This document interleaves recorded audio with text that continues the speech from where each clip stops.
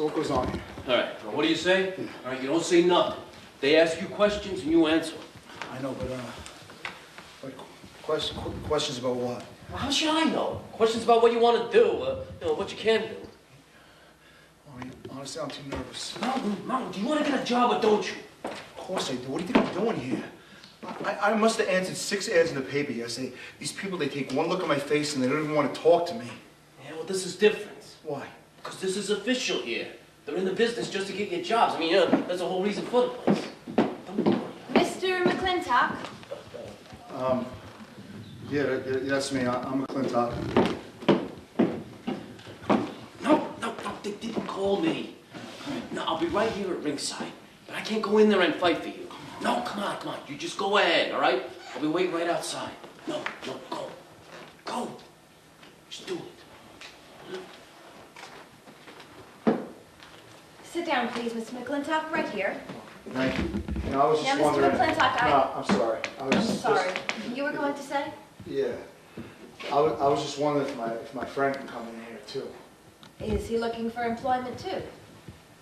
Well, not exactly. He's kind of like my handler. I beg your pardon? That's all right. He can stay outside. Harlan McClintock. Right. Your age is? 41. Place of birth? Kennesaw, Tennessee. Okay, and education, Mr. McClintock. You left that blank here. Oh, you mean like school? Yes, that's right.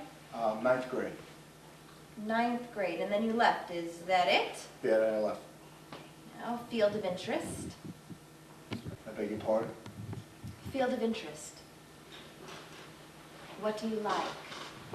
Oh, you know, pretty much anything at all. Anything you got is good by me. That's fine by me, whatever you got there. Now, previous employment record, Mr. McClintock, you don't have anything written down here. Who have your past employers been?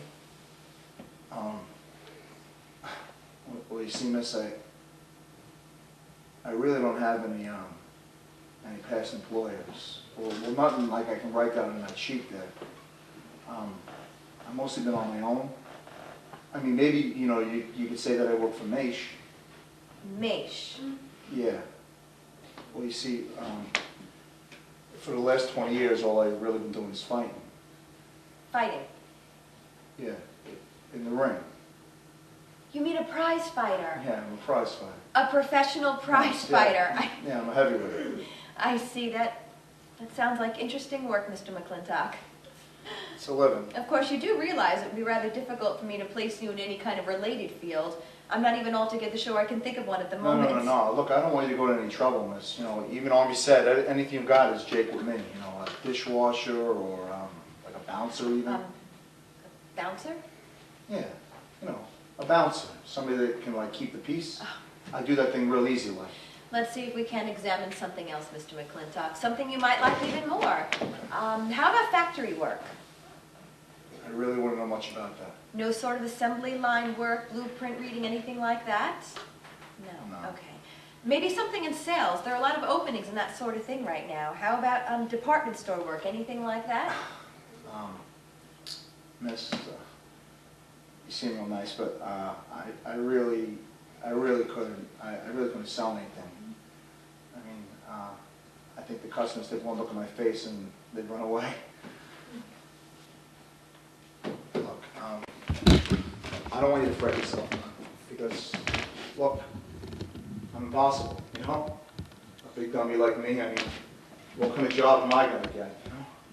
You know, I was just telling this to Army. I told him, you know, I answered every ad in the paper. These people, they take one look at me and they tell me to get on my bicycle. Look, miss, Maish needs the money real bad, and I gotta do something for him. Anything, any kind of job at all, anything you've got, anything is good. Mr. McClintock. You know, a guy goes along for 20 years and all he knows how to do is fight, you know? Once a month, twice a month, prelims, semifinals, finals. All he knows how to do is fight. And all of a sudden they tell him, no more. That's it. They just say no more.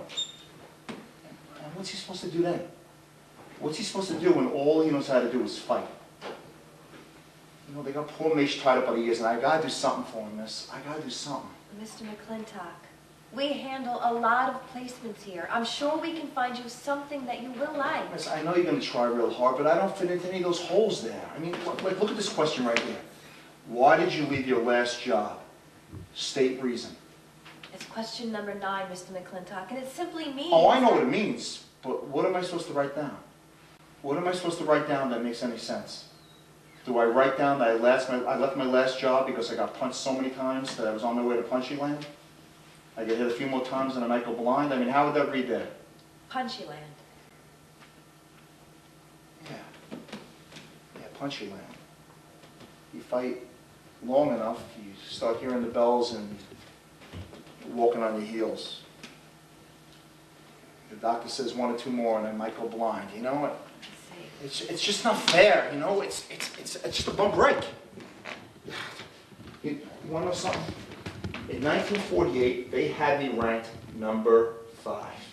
I ain't kidding you. I was ranked number 5.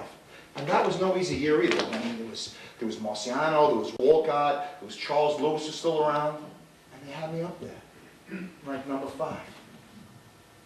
Ain't you sure I was going to get a title shot? Maish. Who is Maish, Mr. So I've been McClintock? trying to tell you, Maish is my manager. I mean, that's a fine thing to do to a guy after 20 years. I'm sorry, miss. Really, I didn't mean to blow it. I'm sorry. You know what? You really should just throw me out of here. I'm sorry.